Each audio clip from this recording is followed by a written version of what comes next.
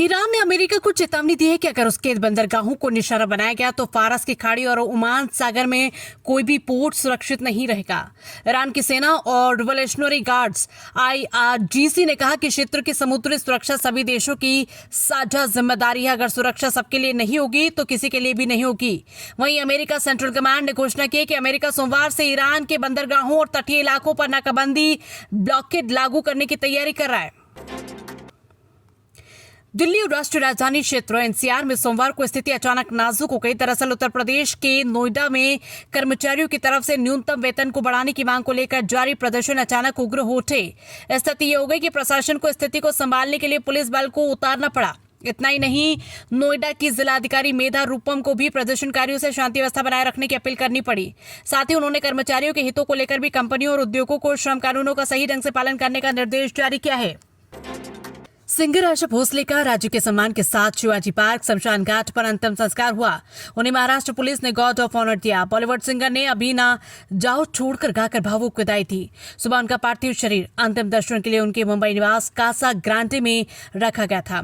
इससे पहले उन्हें तिरंगे में लपेटकर सलामी दी गई। उनका रविवार को मुंबई के बीच कैंड्री अस्पताल में निधन हो गया। वे 92 साल की थी। बिहार में नई सरकार के गठन को लेकर तैयारियां तेज हो गई हैं। शपथ ग्रहण समारोह को लेकर राज्यपाल के सचिव गोपाल मीणा ने सोमवार को पटना DM, SP, SSP समेत सीनियर अधिकारियों की बैठक बुलाई। महाराष्ट्र के ठाणे में सोमवार को सड़क हादसे में 11 लोगों की मौत हो गई, 2 गंभीर घायल हुए। पुलिस के मुताबिक हादसा सुबह करीब 10:45 पर मुंबाट के गोविली गांव स्थित त्रेता ब्रिज पर हुआ। कल्याण से मुंबाट जा रही वैन के सामने आ रहे सीमेंट मिक्सर ट्रक से टक्कर हो गई।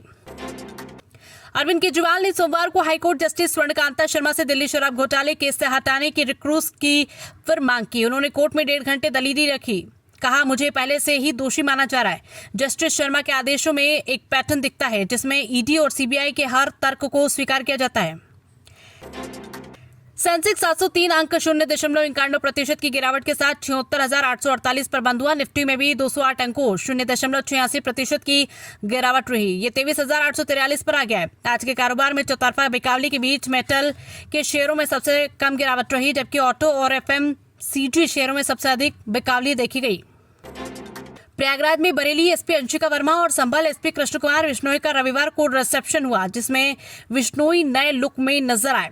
शादी में जहां उनकी मूछें चर्चा का विषय बनी थी, वहीं रिसेप्शन में क्लीन शेव पहुंचे। उन्होंने बंद गले का ब्लैक कलर का सूट पहना। वहीं अंशिका ने लाल रंग का लहंगे में काफी खूबसूरत दिख रही थी। टीचर की पिटाई से स्टूडेंट के दोनों कान 80% डैमेज, किताब नहीं निकालने पर 4 थप्पड़ जड़े, सुनाई देना हुआ बंद। शिक्षिका अरेस्ट। छत्तीसगढ़ के राजनांदगांव जिले में टीचर की पिटाई के बाद 7th क्लास के स्टूडेंट की सुनने की क्षमता 70 से 80% तक डैमेज हो गई। वो सुन नहीं पा रहा और घटना डोंगरगढ़ के खालसा पब्लिक स्कूल की है। देश में LPG सिलेंडर की सप्लाई पूरी तरह स्थिर और पर्याप्त है। पेट्रोलियम और प्राकृतिक गैस मंत्रालय MOPNG ने नागरिकों को भरोसा दिलाया कि उन्हें घबराने या पैनिक बाइंग करने की जरूरत नहीं। मंत्रालय ने कहा कि मौजूदा डिस्ट्रीब्यूशन नेटवर्क मजबूत है और देश भर में बिना रुकावट गैस पहुंच रही है। सरकार इसकी लगातार निगरानी कर रही है।